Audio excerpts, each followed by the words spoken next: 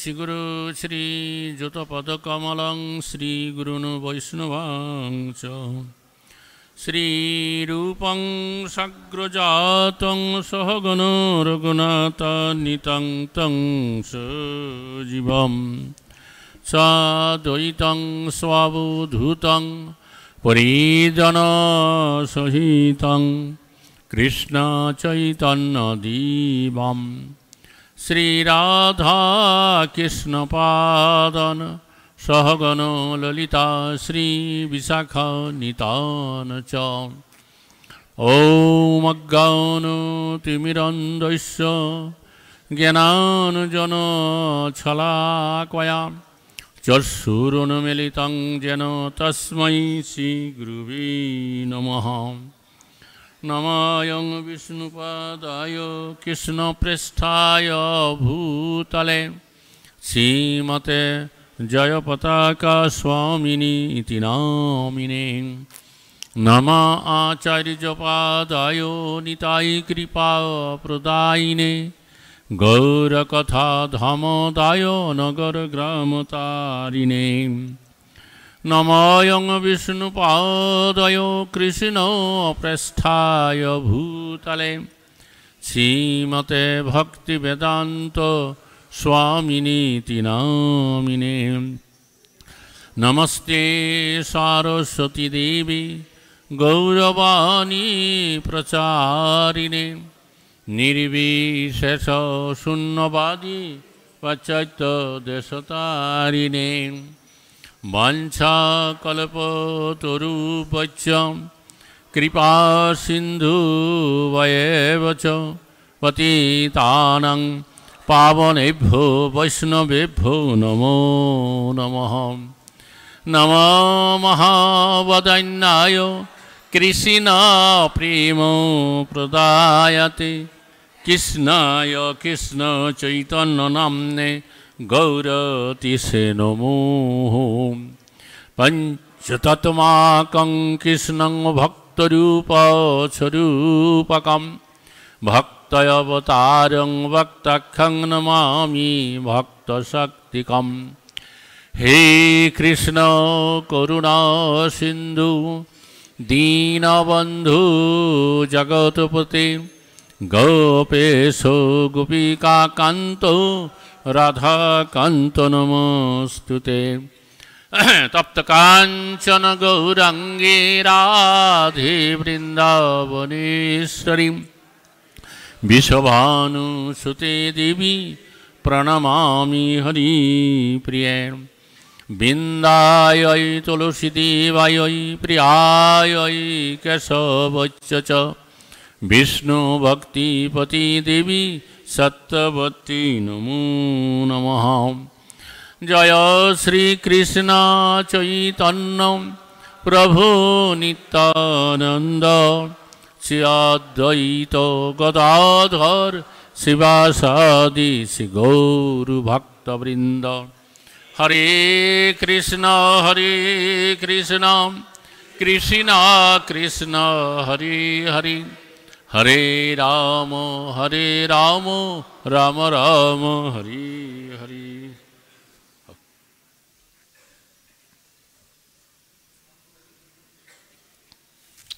हरे कृष्ण।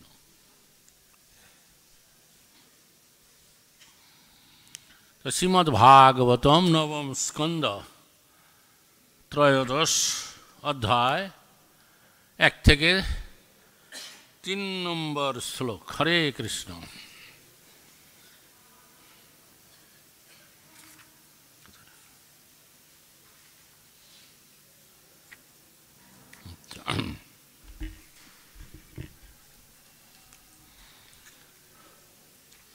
তাই নবম স্কন্ধে ত্রয়োদশ অধ্যায়ে হচ্ছে মহারাজ নিমির বংশ বর্ণনা করা হয়েছে।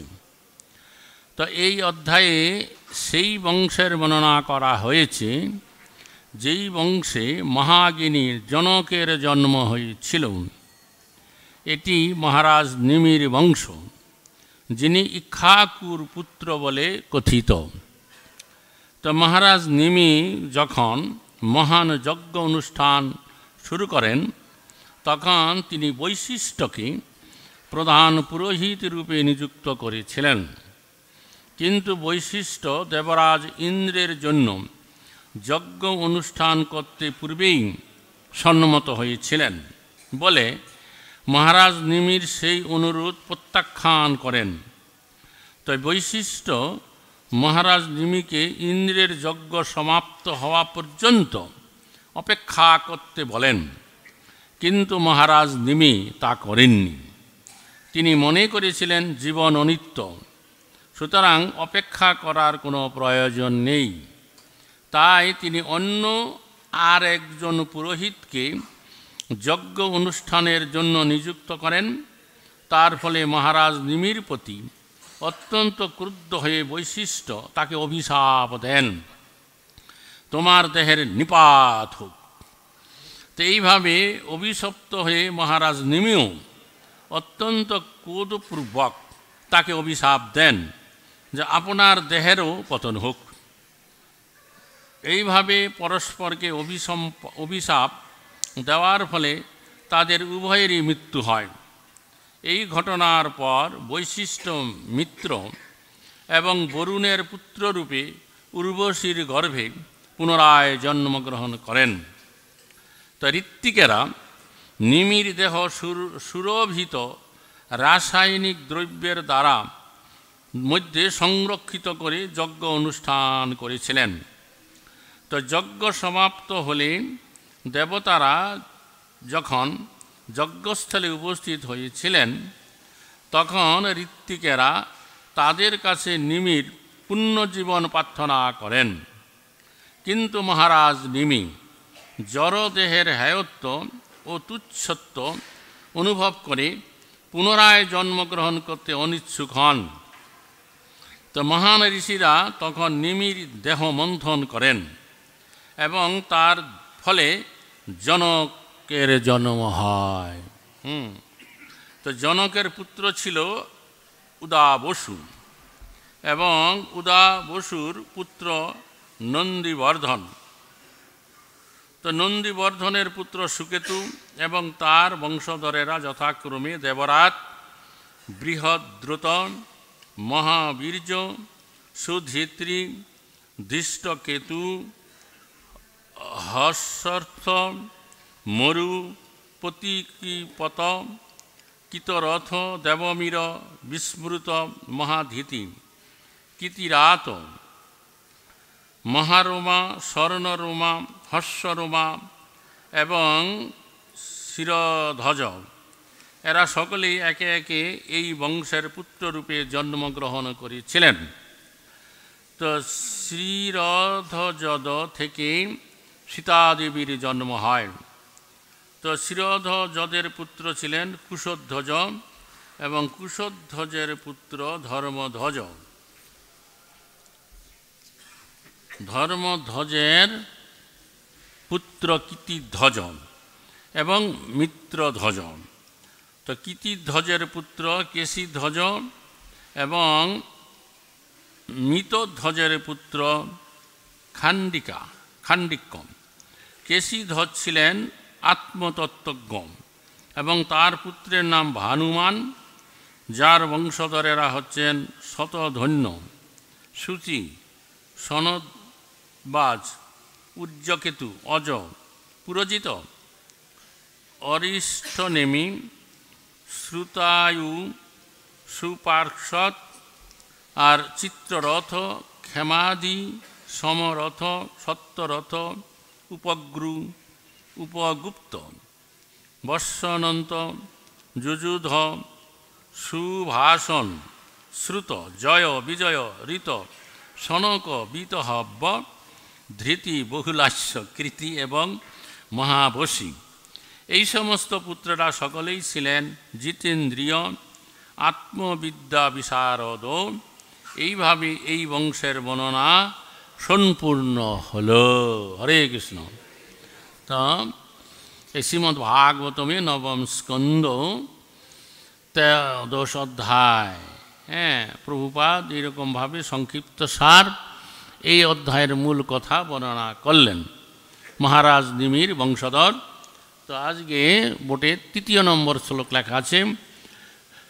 প্রথম এবং দ্বিতীয় নম্বর শ্লোকের কোনো তাৎপর্য নাই। হরে কৃষ্ণ।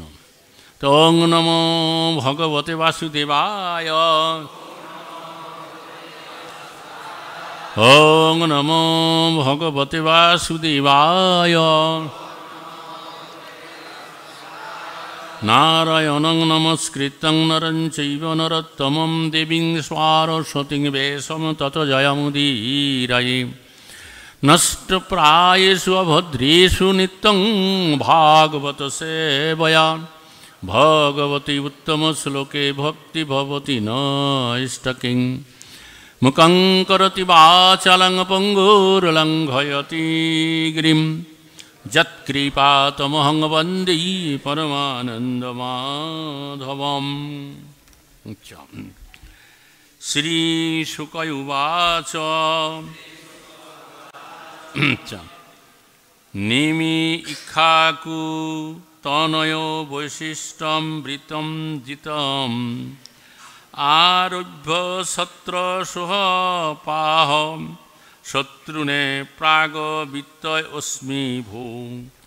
তো শিল সুখদেব গোস্বামী বললেন, ইক্ষাকুর পুত্র মহারাজ নিমি যজ্ঞ আরম্ভ করে মহর্ষি বৈশিষ্ট্যকে প্রধান পুরোহিত পদে গ্রহণ করতে অনুরোধ করেন। তখন বৈশিষ্ট্য উত্তর দেন, হে মহারাজ নিমি, আমি ইতিমধ্যেই দেবরাজ ইন্দ্রের যজ্ঞে প্রধান পুরোহিতের পদ গ্রহণ করেছি। 2 নম্বর শ্লোক। তং নির্বৃত্ত আগমিস্বামী, তাবৎ মাম প্রতিপালম, তৃষ্ণীয়ম গৃহপতি স অপি ইন্দ্রস্য অকরোৎ মখম। তো ইন্দ্রের যজ্ঞ সমাপ্ত করে আমি ফিরে আসব, দয়া করে ততক্ষণ পর্যন্ত তুমি আমার জন্য অপেক্ষা করো। মহারাজ নিমি তখন কোনো উত্তর না দিয়ে নীরব ছিলেন এবং বৈশিষ্ট্য ইন্দ্রযজ্ঞ আরম্ভ করেছিলেন। এইবার বোর্ডে লেখা 3 নম্বর শ্লোক। তাই নিমি চলম ইদম বিদ্যান,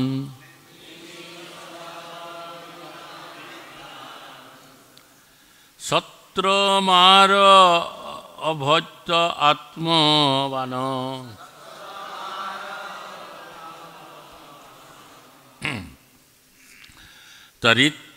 ঋদ্ধি গতির্ভি পরস্তাবন,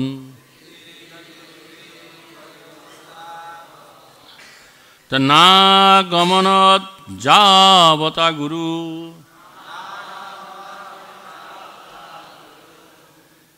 নিমি চলম ইদম বিদ্যান, সত্রমার ভূতা আত্মবান, ঋত্তি গতি অপরৈতাবৎ,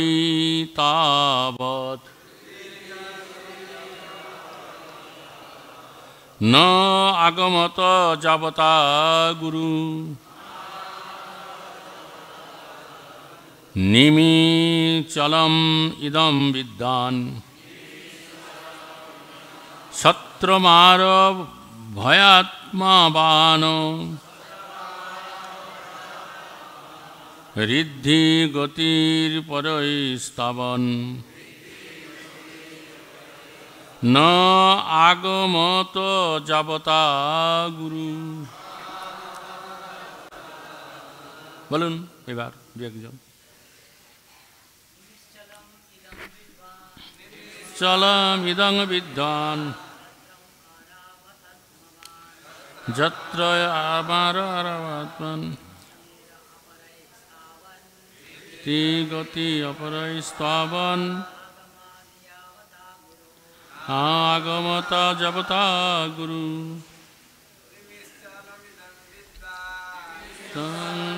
বিদ্যাম আত্মবান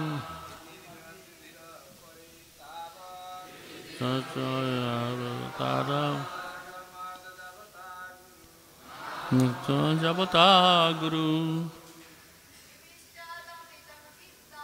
মুচালং ইদং বিদ্যান আত্মবান আত্মবান ঠিক আছে না আগমন জবতা গুরু। নিমি, সবাই বলবেন নিমি, মহারাজ নিমি চলম, চঞ্চল, যে কোনো মুহূর্তে শেষ হয়ে যেতে পারে। ইদম, এই জীবন, বিদ্যান, এই সত্য পূর্ণরূপে অবগত হয়ে সত্রম, যজ্ঞ, আরভত, শুরু করেছিলেন।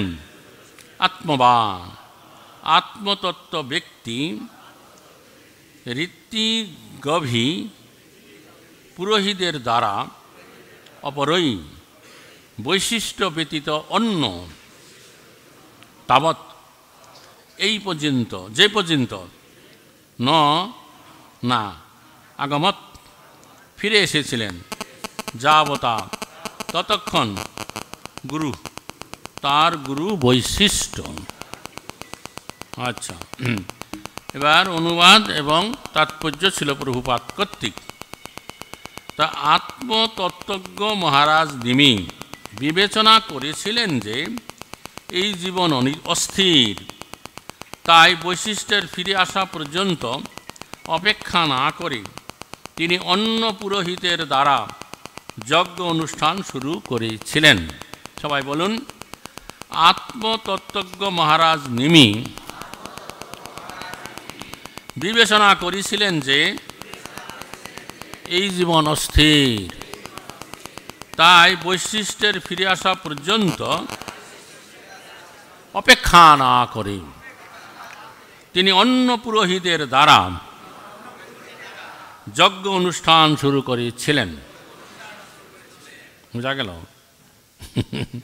মহারাজ নিমি যখন বৈশিষ্ট্য মুনি বলে গেলেন, তো আমি ইতিপূর্বেই যে ইন্দ্রের যজ্ঞ করবার জন্য পৌরোহিত্যের পদ প্রাপ্ত হয়েছি, তো আমি এখন প্রথমে ইন্দ্র যজ্ঞ করব, তারপরে ফিরে আসব, তোমার যজ্ঞ করব। আমি ফিরে আসা পর্যন্ত তুমি অপেক্ষা করো। এই বলে বৈশিষ্ট্য মুনি চলে গেলেন। তখন মহারাজ নিমি, তিনি আত্মতত্ত্বজ্ঞ ছিলেন, তিনি কিছুই বলেন নাই, কিন্তু বলেন নেই। তিনি তখন বিবেচনা করেছিলেন এই জীবন অস্থির, চঞ্চল, কখন এই দেহ ত্যাগ হয়ে যাবে ঠিক নেই। তিনি বৈশিষ্ট্য মুনির আগমনের প্রতীক্ষা না করে অন্য কোনো ব্রাহ্মণকে পুরোহিত্যের পদে নিযুক্ত করে সেই যজ্ঞ সমাপ্ত শুরু করে শেষ করে ফেলেছিলেন। বোঝা গেল ব্যাপারটা কীরকম হলো? তো এখানে মনে হচ্ছে যে বৈশিষ্ট্য মুনি যখন বলেছিল যে আমার ফিরে আসা পর্যন্ত তুমি অপেক্ষা করো, তখন নিমি মহারাজ কিছু বলেনি। তখন তার যদি ভিতরে এরকম ইচ্ছা ছিল যে আপনার অপেক্ষা করা অবধি আমি করতে পারবো না, আমি অন্য কোনো পুরোহিতকে যজ্ঞে পুরোহিত নিযুক্ত করে যজ্ঞ সমাপ্ত করুন, আপনি এই অনুমতি প্রদান করুন, তাইলে কোনো দোষের হতো না। কিন্তু তখন তিনি নীরব থাকলেন। পরে তিনি কি করলেন, অন্য আরেকজন ব্রাহ্মণকে পুরোহিত পদে নিযুক্ত করে যজ্ঞ সম্পাদন করলেন। এতে কি হলো, একটু গুরুর মর্যাদা লঙ্ঘন হয়ে গেল। তো যাই হোক, তারপরে এরপরে অবস্থা আরও খারাপ আছে, যেটা বলছে বৈশিষ্ট্য মুনি ফিরে এসে দেখলেন যে নিমি মহারাজ যজ্ঞ সমাপ্ত করে ফেলেছে। তখন তিনি ক্রোধান্বিত হলেন এবং সেই নিমি মহারাজকে অভিশাপ দিলেন, তোমার এই দেহ বিনাশ প্রাপ্ত হোক। আর মিনি মহারাজও কম ছিলেন না, তিনিও তখন তার গুরু, কুলগুরু বৈশিষ্ট্য মুনিকে অভিশাপ দিলেন যে আপনার দেহ বিনাশ প্রাপ্ত হোক। এইভাবে দুইজনকে অভিশাপ দিলেন এবং দুইজনের দেহেই পতন হয়ে গেল। হরে কৃষ্ণ। যাই হোক, তাৎপর্য প্রবাদ কি বলছেন দেখা যাক। তো চাণক্য পণ্ডিত বলেছেন, শরীরং ক্ষণ বিদ্যাংসী কল্পান্ত স্থায়ীন গুণাম। এই জড় জগতে মানুষের আয়ু যে কোনো সময় শেষ হয়ে যেতে পারে, কিন্তু এই জীবনে যদি মানুষ কোনো উল্লেখযোগ্য কার্য করেন তাহলে তার গুণ চিরকালের জন্য ইতিহাসের পাতায় লেখা থাকবে। মহাত্মা মহারাজ নিমি সেই কথা জানতেন। মনুষ্য জীবনে এমনভাবে আচরণ করা উচিত যাতে জীবনান্তে ভগবত ধামে ফিরে যাওয়া যায়। এটাই হচ্ছে আত্মতত্ত্ব উপলব্ধি। এইরকমভাবে এইমাত্র 6 লাইনের ভিতরে প্রভুপাদ এই শ্লোকের তাৎপর্য সমাপ্ত করেছেন। তো বলছে যে আমাদের এই যে নিমি মহারাজ, ইনি আত্মতত্ত্বজ্ঞ ছিলেন, জানতেন যে এই জীবন অনিত্য, যে কোনো সময় আমাদের এই দেহের পতন হবে, ক্ষণভঙ্গুর। কাজেই বৈশিষ্ট্য মুনির জন্য অপেক্ষা না করে তিনি তাড়াতাড়ি যজ্ঞ সম্পাদন করেছিলেন। তো একদিক দিয়ে বিচার করলে ঠিকই, কিন্তু আরেকটা ব্যাপার হচ্ছে এখানে তার যে কুলগুরু, তার কাছে তার অনুমতি নেওয়াটা দরকার ছিল। যেন আপনি চলে যাচ্ছেন, যান, তো আপনি অনুমতি করে যান, আমি অন্য কাউকে পুরোহিতের পদে নিযুক্ত করে এই যজ্ঞ সমাপ্ত করে ফেলি। তো সেটা বলেনি, কাজেই তার গুরু অবজ্ঞারূপ একটা অপরাধ এখানে দেখা যায়। আরেকটা গুরুত্বপূর্ণ বিষয় হচ্ছে আমাদের এই মানব জীবনে যা কিছু পারমার্থিক কর্ম করা, যত তাড়াতাড়ি তা করা যায় তত ভালো। অপেক্ষা করা উচিত নয়। কারণ এখানে চাণক্য পণ্ডিত বলেছেন যে আমাদের এই মানব জগতে, এই জগতে, এই জড়জগতে মানুষের আয়ু কখন যে শেষ হয়ে যাবে কেউ বলতে পারে না। এই জন্য একটা কীর্তনের পদে আছে না, অবিলম্বে যাহা করো,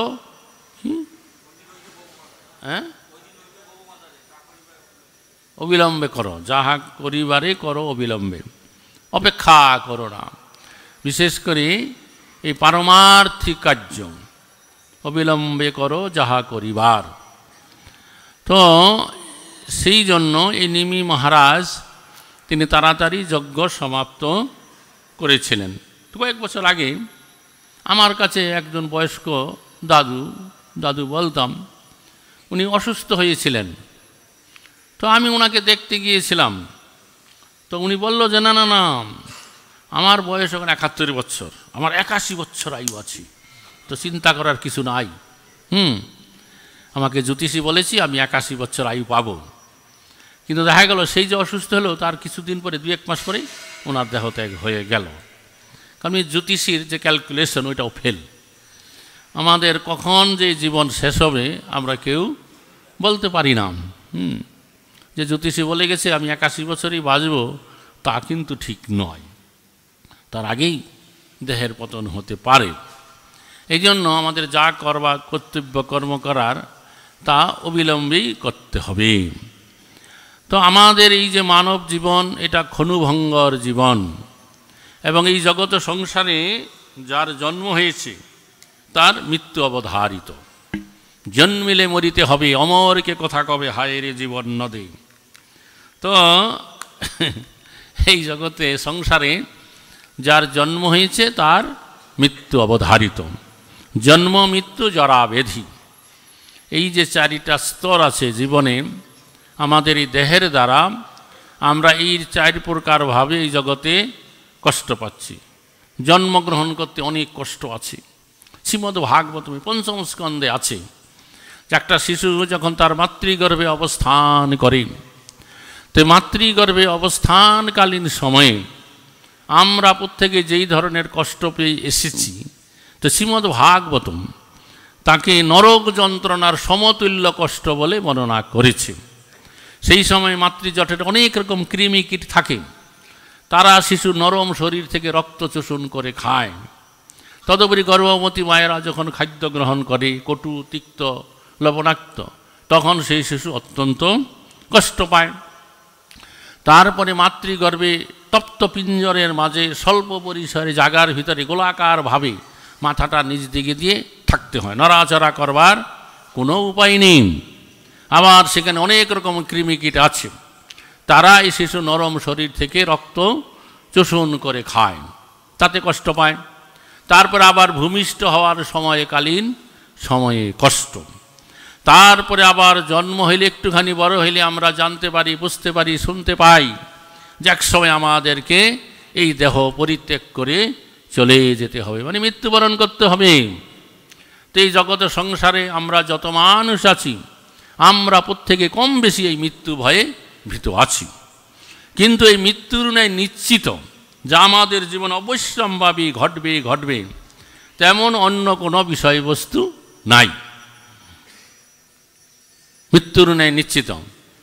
এখন কেউ যদি নাস্তিক হয়, ভগবানকে বিশ্বাস করে আমি ভগবান মানি না, তাহলে কি হবে? একসময় মৃত্যুরূপে ভগবান তার সর্বস্ব কেড়ে নিয়ে যাবে। আর কেউ যদি মৃত্যু ভয়ে ভীতি হয়ে পৃথিবীর এক প্রান্ত থেকে পালিয়ে অন্য প্রান্তে চলে যায়, কিন্তু মৃত্যু কিন্তু তাকে ছেড়ে দেয় না, সেখানে গিয়ে হাজির হয়ে যাবে।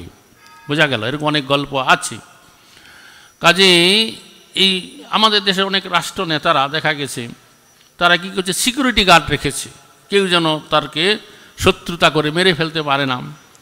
আবার দেখা গেছে এমনই অদৃষ্টের পরিহাস, যাকে সে রেখেছে বেতন দিয়ে তাকে রক্ষা করবার জন্য, সেই তাকে গুলি করে মেরে দিয়েছে। কাজেই এই মৃত্যুটাকে এড়িয়ে থাকা কোনো বুদ্ধিমানের কাজ নয়। পরন্তু কীভাবে মৃত্যুবরণ করলে পরে আমাদের শ্রেয় লাভ ঘটবে, পরবর্তীকালে আমাদের কল্যাণ হবে, তদ উপায় অবলম্বন করে জীবনযাপন করাই হয়েছে কি বুদ্ধিমানের কাজ। অর্থাৎ কি করে মৃত্যুবরণ করতে হবে তা আমাদের শিক্ষা লাভ করা উচিত।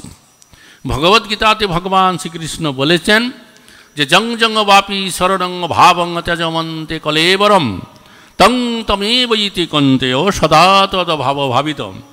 অর্থাৎ অন্তিমকালে মানে মৃত্যুর সময় যেই প্রকার চিন্তা করে তার এই কলেবর মানে দেহ ত্যাগ করবেন, তা তার চিন্তা অনুসারে তার গতি হবে, মানে পরবর্তী জীবন গঠিত হবে। এখন এই জগতের সংসারে আমরা যত মানুষ আছি, আমরা প্রত্যেকেই কোনো না কোনো বিষয়ের প্রতি আমাদের এই যে চিত্তবৃত্তি তা আসক্ত আছে, ঠিক কিনা? যেমন কেউ তার এই যে বিষয় সম্পদ, বাড়ি ঘর সুন্দর করে করেছে, সেখানে থাকবে বলে তার প্রতি আসক্ত আছে।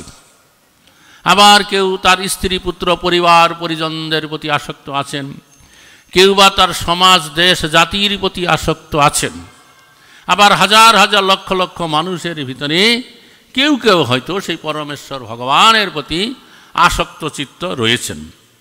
এমত অবস্থায় যখন আমাদের অন্তিমকাল মানে মৃত্যুর সময় যখন ঘনিয়ে আসবেন, আর সেই সময় যদি কোনো সৌভাগ্যের ফলে আমরা জানতে পারি আর কিছু সময়ের ভিতরে আমাকে দেহত্যাগ করে চলে যেতে হবে, বা যে কোনো সময় আমার দেহত্যাগ হয়ে যেতে পারে, তখন কি হবে?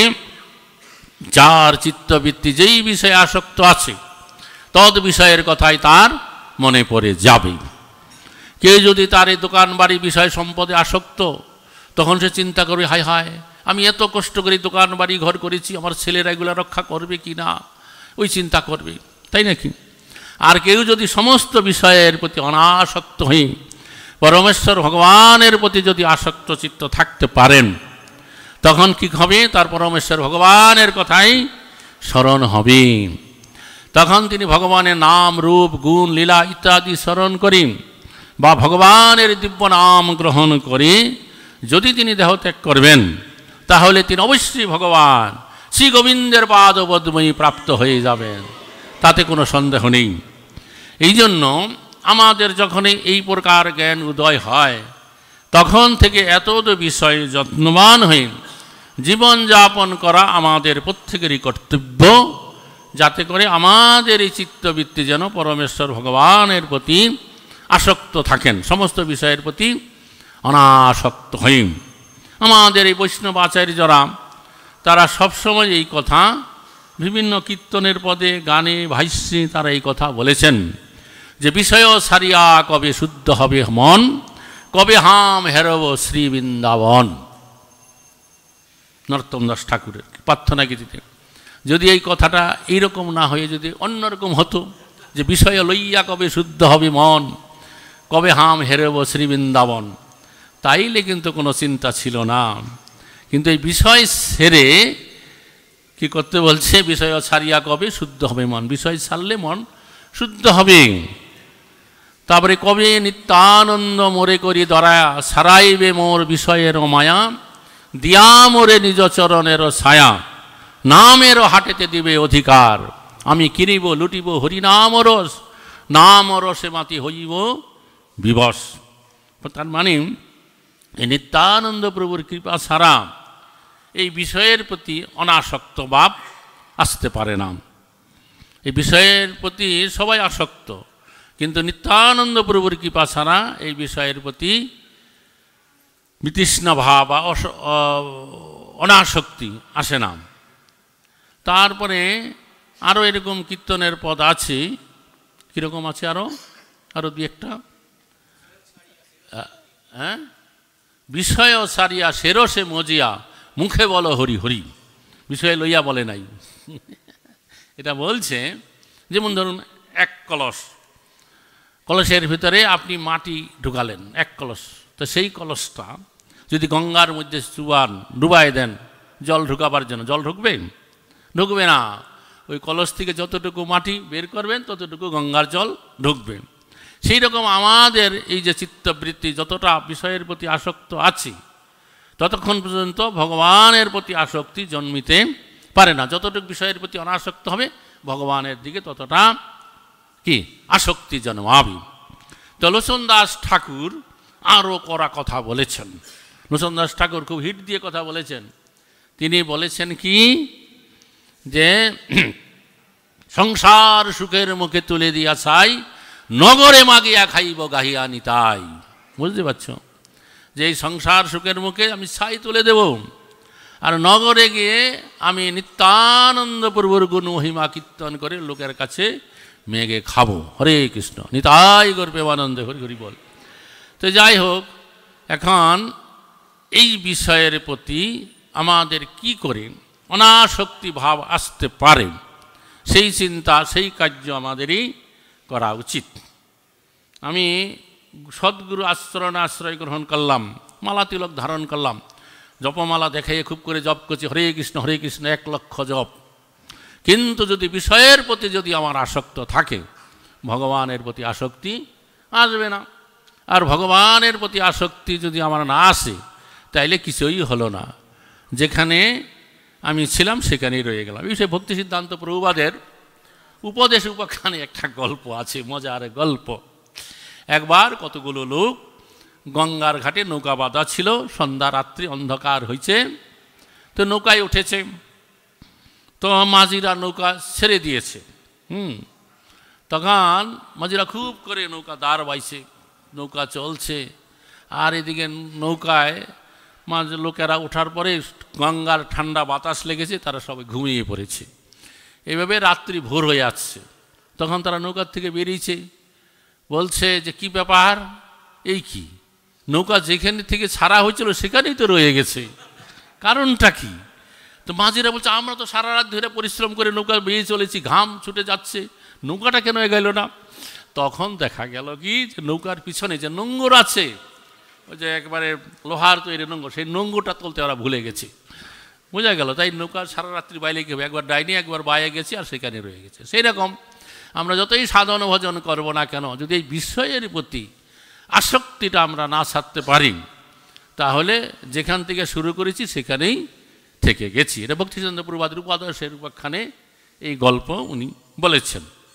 কাজেই আমাদের এই বিষয়রূপ নোঙরটাকে আগে তুলতে হবে।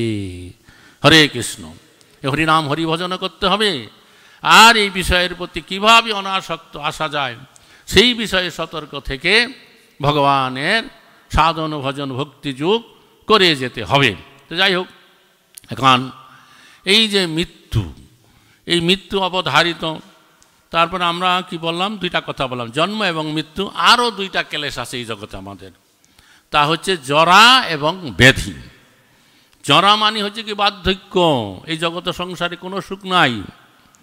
এই যে আমাদের এই যে মানব দেহটা, এটা 1 থেকে 3 বছর শৈশবকাল, 4 থেকে 10 বছর অবধি বাল্যকাল, 11 থেকে 15 বছর অবধি কৈশোর, আর 16 থেকে 33 বছর অবধি যৌবনকাল, 34 থেকে 53 বছর অবধি হলো কি পৌরত্ব। তারপর 54 বছর পরে যেই সময় আসবে এটাকে বলা হয়েছে বৃদ্ধকাল। যে বৃদ্ধকালও আইলো, সব সুখও ভাগলো। এই সময়ে কি হবে, আমাদের এই মানব দেহের সমস্ত প্রকার শক্তি বল ক্রমে ক্রমে ক্ষীণ হতে থাকে, মাথার চুল পাকতে থাকে, কারো বা টাক পড়ে যায়, তারপরে দাঁত নড়বড় করতে করতে খসে পড়ে, চোখের দৃষ্টি শক্তি কমে আসে এবং শরীরের চামড়া ঢিলা হতে শুরু করে। দর্পণেতে মুখ দেখলে পরে যৌবনকালের সেই যে জৌলস আর খুঁজে পাওয়া যায় না। আমাদের এই চেহারাটা যেন বাংলা 5-এর মতন বাঁকা হয়ে আসে। তো এই সময়ে আপনি যতই ডাক্তারের দ্বারা আপনার দেহ চেক আপ করেন না কেন, যতই ভালো ভালো ভিটামিনযুক্ত খাবার খান না কেন, কিন্তু কিছুতেই কিছু হবে না। আমরা ছোটোবেলা একটা হিন্দি গান শুনেছিলাম যে যা করো তা করো বুদ্ধ মিলকায়া, তুমি যাই কিছু করো না কেন তোমাকে বুড়া হতেই হবে।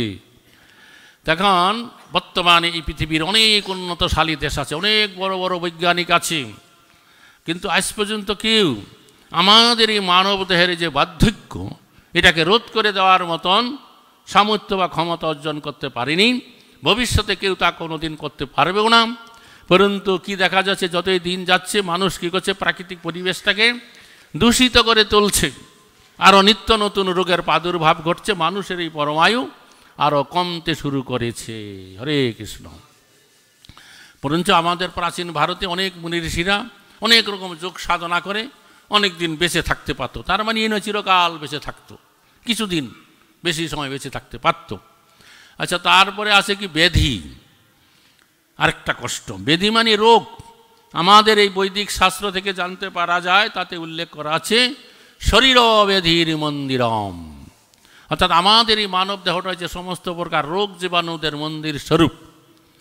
সারা পৃথিবী খুঁজলে এমন একটা মানব দেহ খুঁজে পাওয়া যাবে না যেই মানব দেহটা সম্পূর্ণভাবে রোগমুক্ত আছে।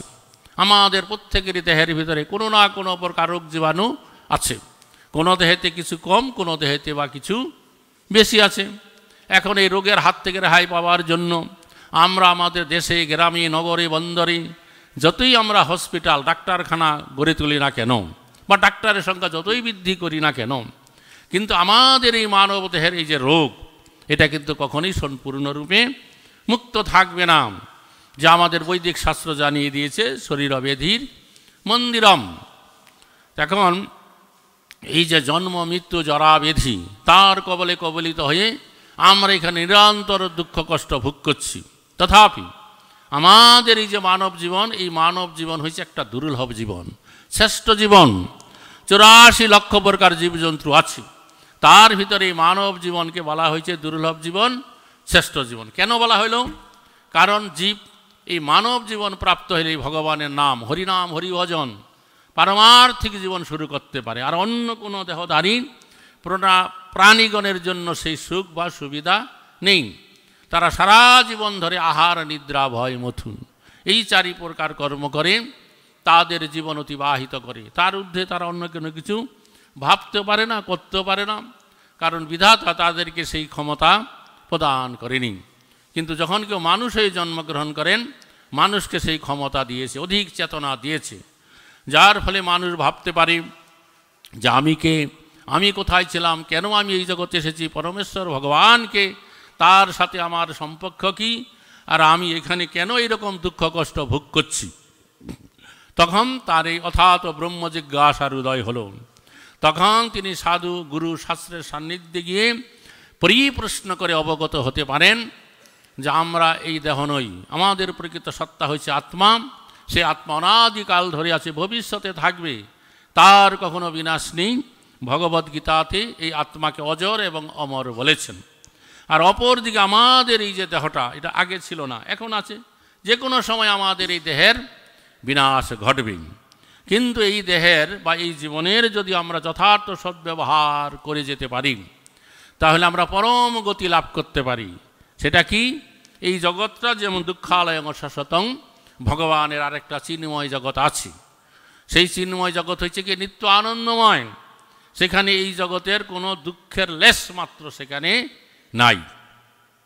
তো আমরা এই জগতে থেকে সাধারণত সেই চিন্ময় জগতের কথা বুঝতে পারি না, বুঝবার কথা নয়। তার কারণ আমরা এই যে জগতে আছি, এই জগৎটা হচ্ছে কি কালের অধীন। এখানে অতীতকাল ছিল, বর্তমান আছে, ভবিষ্যৎ আছে। বর্তমান কাল চলছে, আর বর্তমান দেখতে দেখতে অতীত হয়ে যাচ্ছে, আর ভবিষ্যৎকাল আছে। আর সেই যে চিন্ময় জগৎ, সেই চিন্ময় জগৎটা হচ্ছে কীরকম? সবসময় নিত্য বর্তমান কাল বিরাজমান আছে। তাই আমরা এই জগতে থেকে সেই চিন্ময় জগতের কথা বুঝতে পারি না, বুঝবার কথা নয়। তথাপি আমাদের শাস্ত্রকাররা বিভিন্ন শাস্ত্র গ্রন্থে সেই চিন্ময় জগতের কথা কিছু কিছু দিক দর্শন করেছেন, ব্রহ্মসংহিতাতে বিশেষ করে। তো সেই চিন্ময় জগতের যে ভূমি, যে জমি, সে হচ্ছে কি চিন্তামণি। এই পৃথিবীতে মানুষ কি করে কোথায় সোনার খনি আছে, হীরার খনি আছে, কোথায় তেলের খনি আছে তা খোঁজ করে। কিন্তু সেখানকার যে জমিটা, সেই জমিটা হচ্ছে চিন্তামণি। তারপরে দেখুন, এই পৃথিবীতে যে সমস্ত গাছপালা ফল প্রদান করে, এক একটা বিশেষ ঋতুতে ফল আসে, আবার আবহাওয়া অনুকূল হলে সব বছর সমানভাবে ফল আসে না। আর চিন্ময় জগতে যত বৃক্ষ আছে তাদেরকে বলা হয় কল্পবৃক্ষ। সেখানকার অধিবাসীরা সেই সমস্ত বৃক্ষের কাছে গিয়ে যখন যেই ফল পেতে ইচ্ছা করে, সেই সমস্ত বৃক্ষকে তৎক্ষণাৎ সেই ফল প্রদান করেন। আর এই জগতের মানুষ আমরা গান শুনতে খুব ভালোবাসি, গান গাইতে ভালোবাসি, আর নাচতে পছন্দ করি, নাচ দেখতে ভালোবাসি, তাই নাকি? আর সেই চিন্ময় জগতে যে সমস্ত অধিবাসী আছে তারা সকলেই হচ্ছে কি নব যৌবন সম্পন্ন, অর্থাৎ সকলে 12, 14, 15 বছরের মধ্যে বয়সটা থাকবে। এর অতিরিক্ত বয়স বাড়বে না, বোঝা গেল? কখনো বার্ধক্য হবে না, আর কখনো কোনো রোগগ্রস্ত কেউ কখনো হবে না, বোঝা গেল? কি সুন্দর জায়গা। আর সেখানকার অধিবাসীরা যখন একজনের সাথে আরেকজন মনের ভাব প্রকাশ করেন, সেটা হচ্ছে গান। গান আকারে কথা বলবেন, আর যে উত্তর দিবে আবার সে গান আকারে উত্তর দিবে। আর এক স্থানের থেকে যখন আরেক স্থানে যাবে, তখন নৃত্য করতে করতে যাবে, বোঝা গেল? এইরকম আনন্দময় জগৎ। তো সেই যে জগৎ, সেই জগৎকে বলা হয়েছে চিন্ময় জগৎ। আর আমাদের এই মানব দেহটা হচ্ছে সেই চিন্ময় জগতে যাওয়ার ভবার্ণব নৌকা, ভবসাগর, বুঝতে পারছেন? তো এই মানব দেহের আমরা সদ্ব্যবহার করে সেই চিন্ময় জগতে চলে গিয়ে নিত্যকাল নিত্য আনন্দে আমরা সেখানে অবস্থান করতে পারি। নিতাই গৌর প্রেমানন্দে হরি হরি বল। কার কোনো প্রশ্ন? হরে কৃষ্ণ। কারো কোনো প্রশ্ন আছে? বলুন। চিন্তামণি পকর সদম সুকল্প বৃক্ষ, চিন্তামণি, চিন্তামণি ধাম, বুঝতে পারছেন? তো চিন্তামণি, চিন্তামণি কি? চিন্তামণি, চিন্তামণি এমন একটা মণি যার নাম চিন্তামণি, বুঝতে পারছেন? চিন্ময় মণি। যেমন চিন্ময় জিনিসটা কি আমরা বুঝতে পারি, বুঝাইতে পারি কাউকে।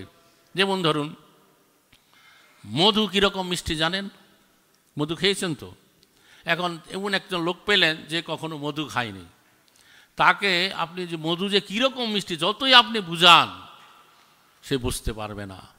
যখন তার জিভায় মধু ঢেলে দিবেন, আহা কি সুন্দর মধু, মিষ্টি, কিন্তু সে কীরকম মিষ্টি সে আর বলতে পারবে না। তো সেই রকম চিন্তামণি জিনিসটা, হ্যাঁ,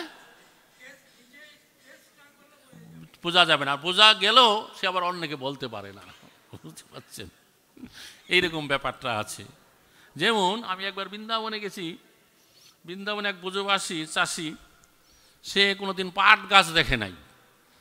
সে পাটের পাট ব্যবহার করে, দড়ি বাঁধে, বস্তা করে। তখন আমাকে জিজ্ঞাসা করছে এসে যে পাট গাছটা কেমন। তো আমি তো ছোটোবেলা থেকে পাট গাছ দেখেছি এই বাংলায় থেকে, আমি পাট গাছ সম্বন্ধে সব বললাম, কিন্তু সে কিছুই বুঝতে পারলো না।